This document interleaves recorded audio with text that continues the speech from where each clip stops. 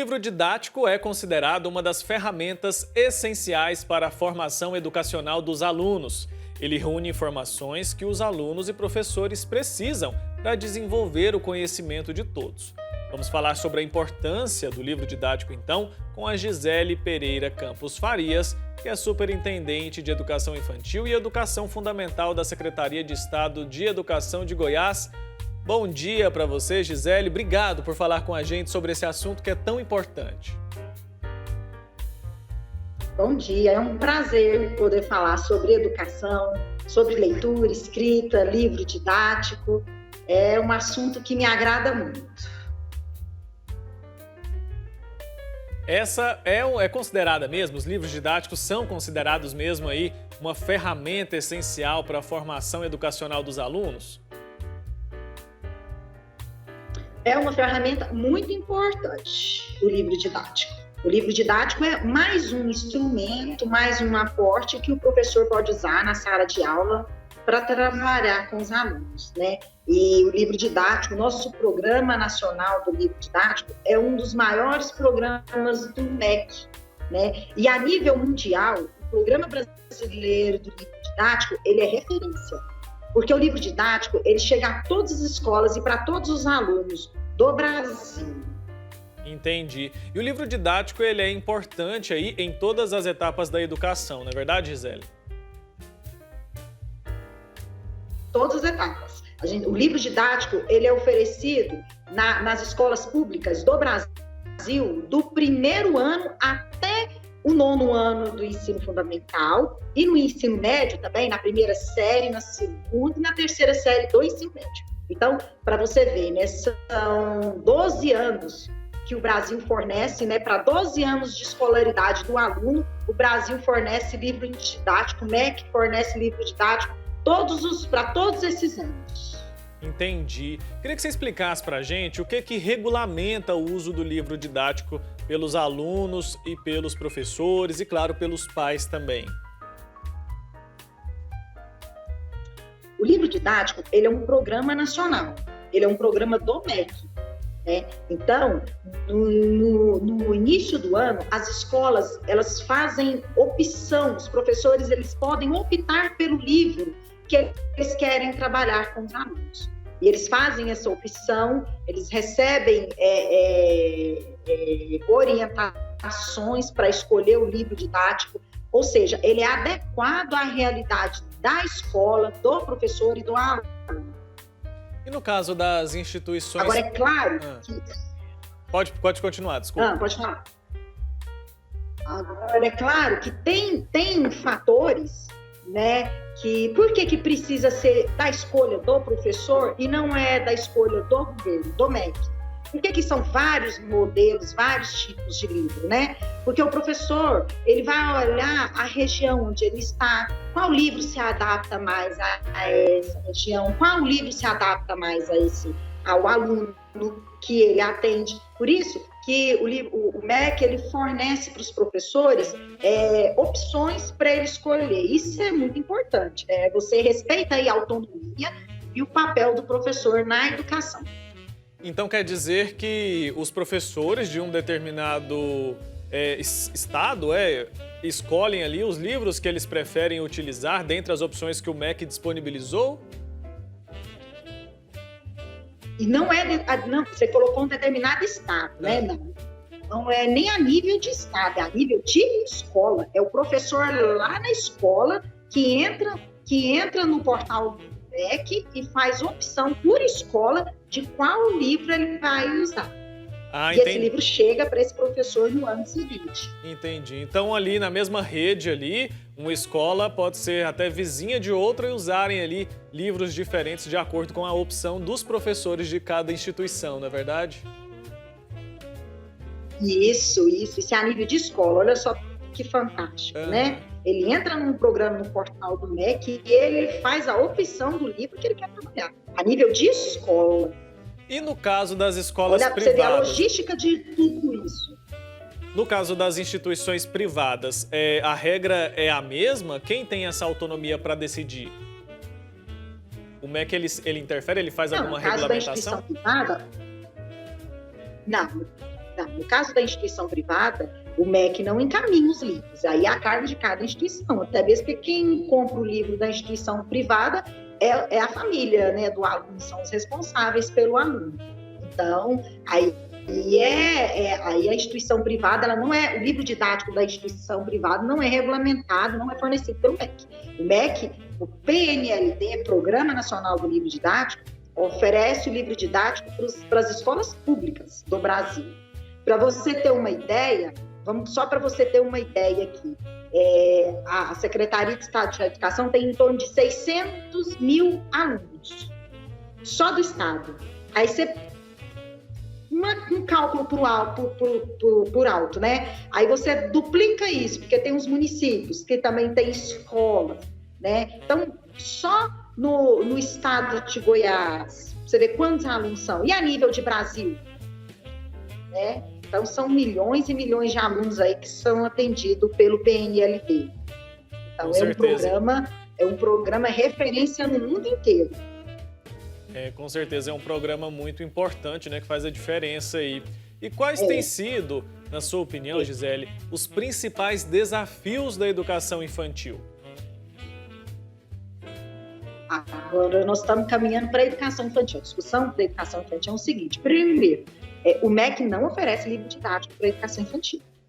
O que se oferece para a educação infantil é a literatura, são livros literários. E a literatura na educação infantil é extremamente importante. Por quê? Você já desperta na criança da educação infantil o prazer de ler, né? Porque a leitura traz ali um conteúdo lúdico, um conteúdo mágico. Então, já é o primeiro ponto positivo, né? O prazer e a vontade de escutar histórias, né? Da narrativa em si. Depois, a leitura, a literatura na educação infantil, ela contribui na alfabetização. Muito mais do que um livro didático, a literatura contribui na alfabetização. Por quê? Porque ali, naquele momento de estar escutando aquela história, a criança está entendendo que aquilo ali parte de um mundo de escrita, né? Aquilo surge de uma escrita. Então, ele já começa a entender a questão do uso da leitura e da escrita nas práticas cotidianas dele. Então, é uma aproximação com esse mundo da escrita quando a gente trabalha com a literatura na educação infantil. Isso contribui com o processo de alfabetização daquelas crianças. O aluno, normalmente, ele se alfabetiza ali no primeiro ano do ensino fundamental, com 6, 7 anos, né? Quando o menino vai para a alfabetização, né? Sem ter passado pela educação infantil, sem ter passado por esse contato da leitura e escrita, ele, na alfabetização, ele tem 2 desafios: o de aprender a ler e escrever e o de entender todo esse universo da literatura, da leitura e da escrita.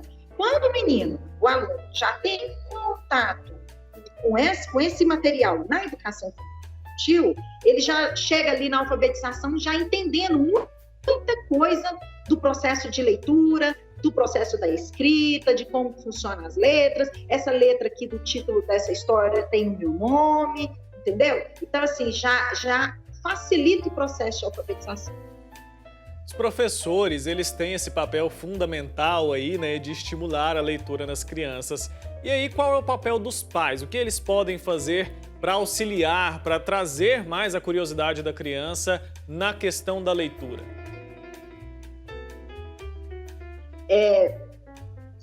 É muito bom, né? Seria porque o que acontece com os nossos alunos? O que acontece com as nossas crianças? Nós temos crianças que têm o hábito da leitura, têm esse contato com a leitura e com a escrita em casa, através da família, né? E nós temos crianças que não. Às vezes os pais não foram alfabetizados, né? São de famílias que não têm o hábito aí da leitura. A gente percebe nitidamente a diferença dessas crianças, sabe? Porque quando o pai ou a mãe ou uma outra pessoa em casa lê para esse aluno, ele passa a ter contato com esse vocabulário que é mais elaborado, que está nos livros. Ele passa a entender que ali existe uma história, que ali existe letra, letras, que ali existe escrita, que ali existe um mundo, né? Então, vamos supor, se você está sempre escutando uma história, se você está sempre falando sobre aquela história, você melhora a oralidade da criança, ela começa a produzir melhor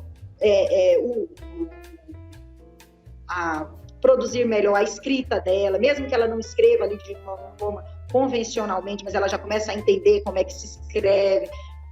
Porque o que acontece? Se você for parar para pensar, a escrita, ela é uma convenção da humanidade, não é? A gente não nasce, você nasce preparado para falar, você nasce preparado para ouvir, você nasce preparado para andar. A escrita não. A escrita, ler e escrever, você tem que aprender, porque foi convencionalmente criado pela humanidade, correto? Então, também isso é ensinado. E quanto mais contato você tem com esse mundo da escrita, com esse mundo da leitura, mais facilidade você vai ter no resto da sua vida, não só para a alfabetização, mas em toda a sua vida acadêmica, profissional também, né? Você vai ter mais facilidade em lidar, em interpretar, em entender textos. E tudo isso a gente acostuma a ouvir, acostuma a ler, a comentar, né? Desde pequeno. Era justamente sobre isso que eu queria falar mais um pouco com você, né? Pela sua experiência aí na área da educação, então você acredita que a educação infantil é a base para o sucesso profissional? Porque daí, o quanto antes o aluno tem o contato com a leitura e com a escrita na educação infantil, o quanto antes, e para além da escrita, a gente não pode reduzir a educação infantil na leitura e na escrita só. A educação infantil também tem a questão da socialização, do contato com o outro, né? Daquele conhecimento, daquelas experiências que aqueles alunos vão ter, né, na vida.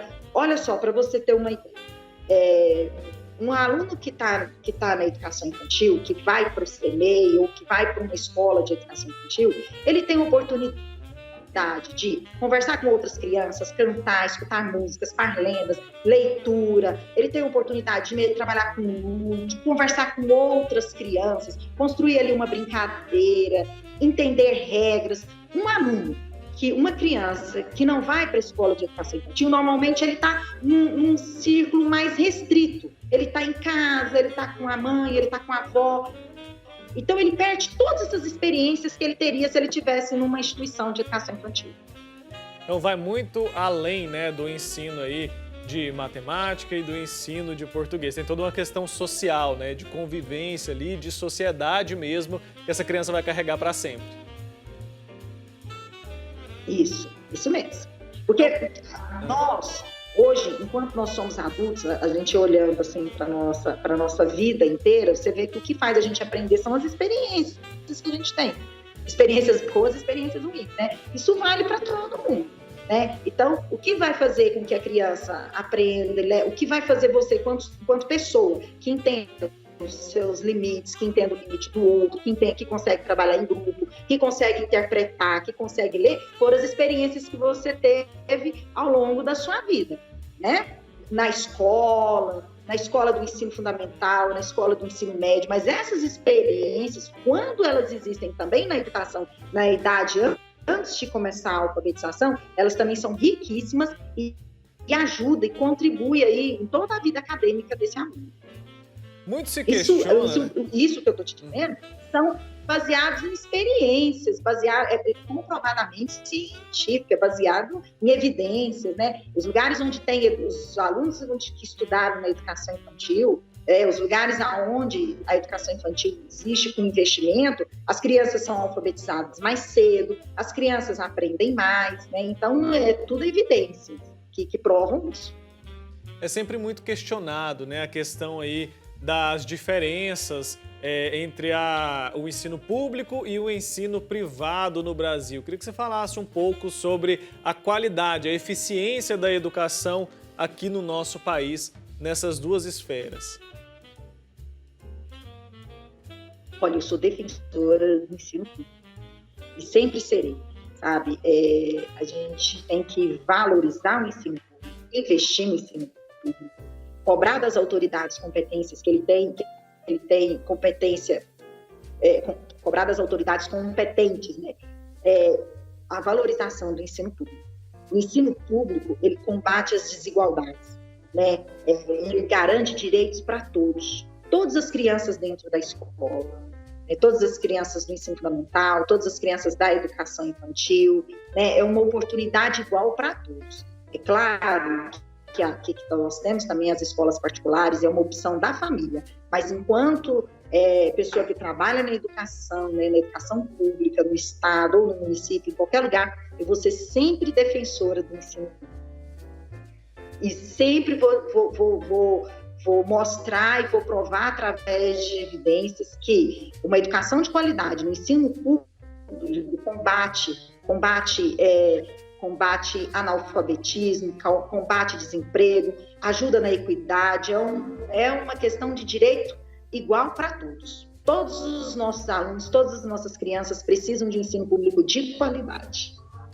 Gisele, como que a pandemia afetou a educação infantil aqui no Brasil? Você acha que já dá para fazer ali um panorama, saber qual foi o prejuízo, se esse prejuízo existiu para as crianças?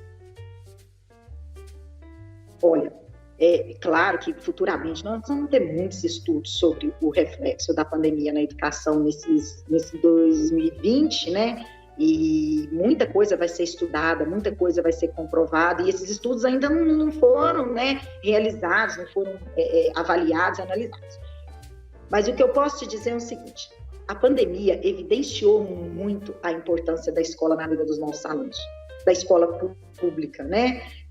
A gente percebe que o aluno em casa, ele fica muito mais vulnerável. E a gente vê que a escola não é importante só para ensinar, a escola é importante também na proteção da criança e do adolescente.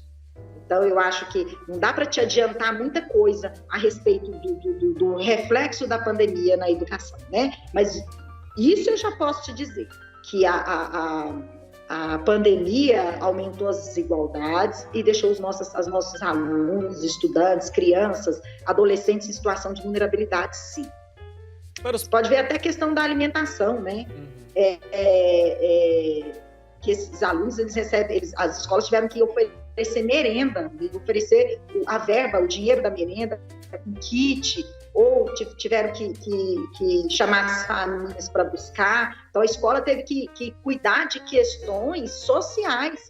E aí a gente começa a perceber o tanto que a escola é importante na vida das pessoas. Como que a escola vai além, né, daquilo que é função, daquilo que é de obrigação dela, né, Gisele? É muito importante a gente pensar nisso e valorizar os profissionais. Eu tenho primas que são professoras de crianças, né, que trabalham na educação infantil e que a gente vê ali no trabalho delas o amor e o desempenho que é feito ali para conseguir ajudar essas crianças, para levar um conteúdo de qualidade apesar de todas as dificuldades. A gente sabe que os pais muitas vezes não têm paciência, não têm tempo de sentar ali com a criança e ajudar a fazer o dever de casa.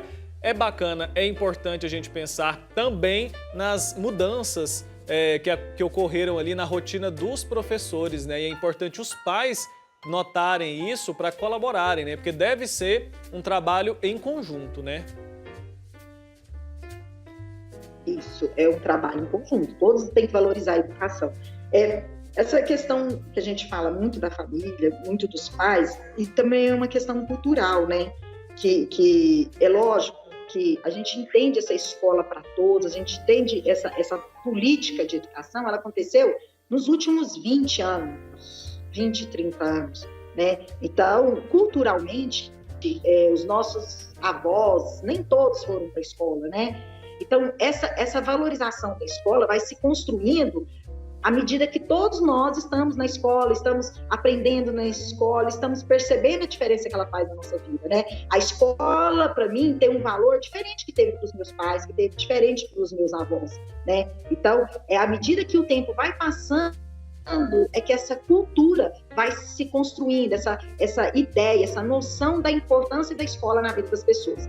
É lógico que a pandemia deu uma acelerada nisso. Eu tenho impressão, é uma impressão, né? A gente ainda vai ter que aguardar estudos sobre isso, que no período pós-pandemia, a escola, os professores serão muito mais valorizados. A importância ali dos livros, né? Queria retomar um pouco aí esse assunto que foi o nosso ponto de partida aqui dessa conversa, né? Esses livros infantis, para os alunos ali, seja de qualquer idade, como que essa prática da leitura ela deve ser introduzida? Por exemplo, a partir de qual idade você acha que é o recomendável ali de introduzir a prática da leitura ali para as crianças? Nasceu, a mamãe já pode começar a ler história. Né? Nasceu já pequenininho, entendeu? Já pode começar a escutar história. Não tem disso não, qualquer idade, leitura faz bem para todo mundo. Na escola, né? Porque você tem que entender a escola como um espaço institucional, né? Na escola, quando os alunos chegam para a educação infantil, quando as crianças chegam para trabalhar na educação infantil, existem técnicas, existem atividades, existem formas que o professor estimula a leitura, né? Porque daí ali é um espaço institucional, aquela leitura tem um objetivo pedagógico, né? Tem um porquê de trabalhar aqui, estratégias, né? Que o professor trabalha com esse aluno, a leitura e a escrita, né? A leitura de livros literários, a leitura de livros paradidáticos, né? A leitura até do próprio livro didático também, né? Então, o professor ali, ele tem toda uma estratégia para trabalhar com aquele livro, para trabalhar com aquele material, né? Ele é formado para isso, ele conhece as metodologias, ele conhece as estratégias, ele sabe como é que os alunos aprendem, ele conhece os alunos que ele tem. Né? Na educação infantil, a mesma coisa, né? Existem autores que defendem estratégias de leitura, né? Dinâmicas de leitura para poder aproximar muito mais esse aluno daquela leitura e daquela aprendizagem. Em casa, não. Em casa é diferente. Em casa é o prazer de ler, é o lúdico, é aquilo de estar junto, né? Então, você pode imaginar que uma mãe de um bebê bem pequenininho lendo um livro para ele, quer dizer, ele está ali do ladinho dela, né? Ele é o momento ali entre os dois, ou a mãe, o pai, ou a avó, ou o priminho, ou o irmão, né? As crianças, eles veem os irmãos lendo, os irmãos fazendo tarefas, os menores eles querem fazer também. Então, assim, é recomendado leitura da hora que nasceu, ou da barriga também, né? Já pode fazer, que faz muito bem, sabe? Isso não tem idade para ler, não tem idade para ouvir histórias, né? Até pela própria questão de estar junto, né? Você está em contato com alguém, né? Porque hoje em dia, presta atenção, hoje em dia as nossas crianças estão em contato com o celular, estão em contato com a televisão. Então, não estão em contato com uma pessoa ali lendo, escutando a voz da mãe, ali do lado, né? Então, tudo isso daí envolve afetividade, carinho, né? Então, a pessoa já começa a gostar, né? Desde novo, de estar ali junto, escutando história. Tá certo, Gisele, tá dado o recado. Quero agradecer muito, viu, pela sua participação. Obrigado por falar com a gente sobre esse tema que é tão bacana, tão gostoso, né, da gente falar sobre leitura, especialmente com crianças, né? A gente percebe o quanto isso é importante e o quanto isso tá fazendo falta nesses tempos.